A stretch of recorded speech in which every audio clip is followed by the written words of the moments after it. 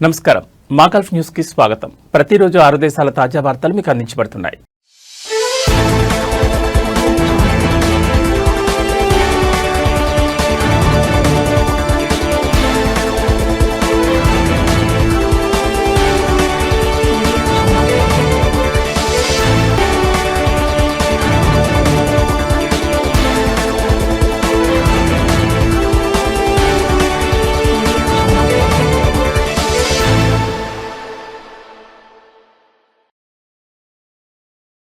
World atlas ప్రచురించిన countries by literacy rate ranking లో Qatar పనితీరు ప్రపంచంలోని మరింత విద్యావంతులైన దేశాల్లో ఒకటిగా నిలిచింది. ముఖ్యంగా మిడిల్ ఈస్ట్ తన హోదాను బలోపేతం చేసుకుంది. ఇటీవల యునెస్కో మరియు ప్రపంచ బ్యాంక్ డేటాను ఆధారంగా చేసుకుని వరల్డ్ అట్లాస్ ర్యాంకులను ప్రకటించింది.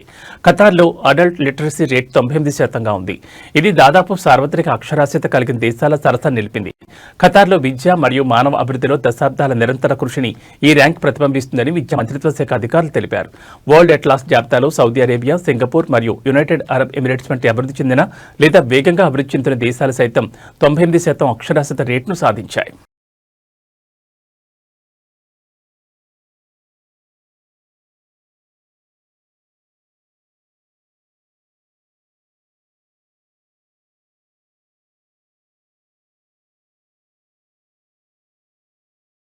ఇళ్లలో, ప్రైవేట్ పొలాల్లో పశువులను మేపుతూ పనిచేసే వ్యవసాయ మరియు పశుపోషణ కార్మికులకు సౌదీ అరేబియా గుడ్ న్యూస్ తెలిపింది. కొత్త నిబంధనల్లో కార్మికులకు వార్షిక సెలవు మరియు వీక్లీ సెలవులు సహా అనేక ప్రయోజనాలున్నాయని మానవ వనరులు మరియు సామాజిక అభివృద్ధి శాఖ మంత్రి ఇంజనీర్ అహ్మద్ అల్ రాజీ తెలిపారు. ఉద్యోగులు ప్రతి సంవత్సరం కనీసం 30 రోజుల వేతనంతో కూడిన వార్షిక సెలవులకు అర్హులని పేర్కొన్నారు. ఉద్యోగులు తమ వార్షిక సెలవును పొందేలోపు ఉద్యోగ ఒప్పందం ముగిస్తే దానికి సమానమైన పరిహారం పొందే హక్కును కలిగి ఉంటారని తెలిపారు. మరోవైపు కార్మికులు రోజులోనూ 8 గంటల కంటే ఎక్కువ పని చేయించుకోవడం చట్టవిరుద్ధమని తెలిపారు. అలాగే యజమానులు 21 సంవత్సరాల కంటే తక్కువ వయసున్న కార్మికులను నియమించడం లేదా వారికి ఉద్యోగ ఒప్పందంలో పేర్కొనని పనిని అప్పగించడాన్ని నిషేధించినట్లు తెలిపారు.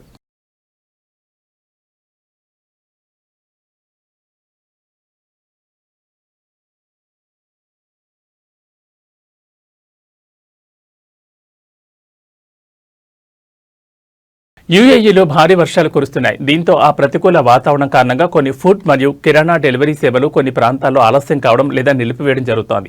అదే సమయంలో ఫుడ్ డెలివరీ కంపెనీలు తమ డెలివరీ కార్మికుల భద్రతను నిర్ధారించడానికి కొన్ని ఆర్డర్లు రద్దు కూడా చేస్తున్నట్లు అలర్ట్ నోటిఫికేషన్ జారీ చేస్తున్నాయి. డెలివరీ కంపెనీ తలాబాద్ తమ రైడర్ల భద్రతను పురస్కరించుకుని డెలివరీలలో జాప్యం లేదా ఆలస్యం జరుగుతుందని తెలిపింది. మరొక online food delivery company delivery కస్టమర్లు ఆర్డర్లు చేసే అవకాశం కల్పిస్తున్నట్లు ఒక ప్రకటన విడుదల చేసింది. యుఏఈ వ్యాప్తంగా ఆకాశం మేఘావృతమై ఉంటుందని, కొన్ని ప్రాంతాల్లో, తీర ప్రాంతాల్లో మరియు ఉత్తర ప్రాంతాల్లో మోస్తరు నుంచి భారీ వర్షం కురుస్తుందని నేషనల్ సెంటర్ ఫర్ మెటీరియాలజీ విభాగం తెలిపింది. ప్రజలు జాగ్రత్తగా ఉండాలని సూచించింది.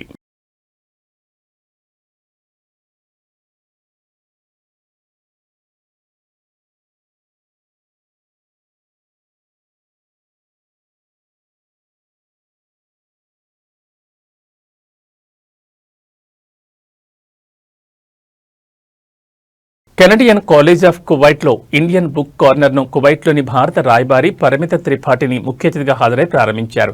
వివిధ భాషల్లో పుస్తకాలు అందుబాటులో ఉన్నాయని తెలిపారు. ఇలాంటి కార్యక్రమాలు భారత్ కువైట్ విద్యా సంబంధాలను బలోపేతం చేస్తాయని పేర్కొన్నారు. ఈ సందర్భంగా కువైట్లోని విద్యార్థులను భారత రాయబార కార్యాలయాన్ని సందర్శించాలని ఆహ్వానించారు. ఈ కార్యక్రమంలో వెల్లూరు ఇన్స్టిట్యూట్ ఆఫ్ టెక్నాలజీ నుంచి సీనియర్ ప్రతినిధి బృందం పాల్గొంది. వీరిలో international relations director doctor Srinivasan, international relations assistant director doctor Raghuram ఉన్నారు.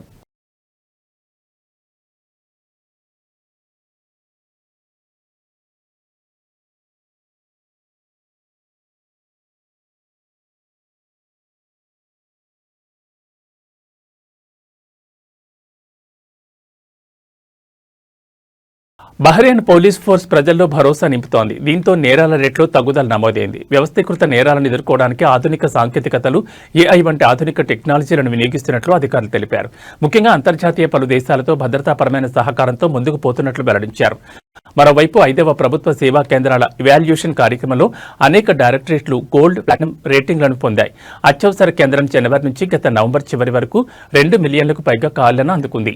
ఆపరేషన్స్ పెట్రోలింగ్ 27,229 కేసులు నిర్వహించింది. 9,695 కమ్యూనిటీ సేవలు అందించారు.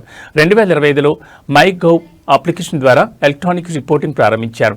దీనివల్ల పోలీస్ స్టేషన్లను సందర్శించాల్సిన అవసరం లేకుండా సులభంగా మరియు వేగవంతమైన ప్రతిస్పందనను పొందుతున్నట్లు నివేదికలో స్పష్టమైంది.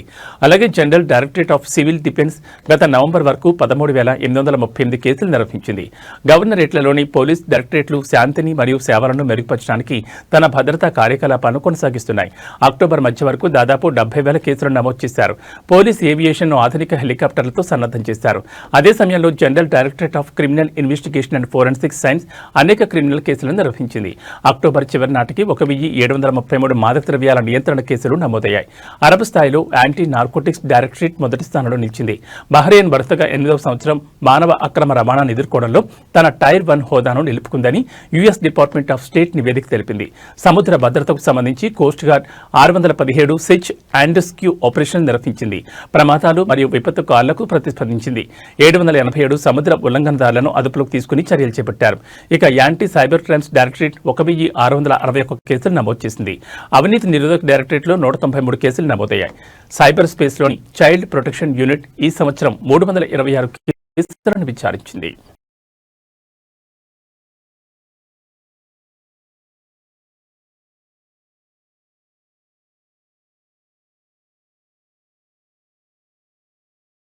Oman chamber of commerce and industry December 16న మస్కట్లోని ఛాంబర్ ప్రధాన కార్యాలయంలో తంకిన్ కార్యక్రమాన్ని ప్రారంభించనుంది. తంకిన్ కార్యక్రమం అనేది ఓసీసీఐ కీలక కార్యక్రమాల్లో ఒకటి.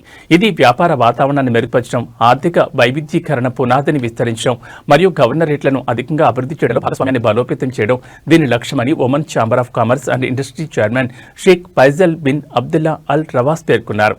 ఈ కార్యక్రమం ప్రైవేట్ రంగానికి, ముఖ్యంగా చిన్న మరియు మధ్య తరహా పరిశ్రమలకు మద్దతిస్తుందన్నారు. స్థానిక కంటెంట్ను పెంపొందించే మరియు యువ ఒమానీలకు వ్యాపార అవకాశాలను విస్తరించే విధంగా ప్రణాళికలను అమలు చేయనున్నట్లు తెలిపారు.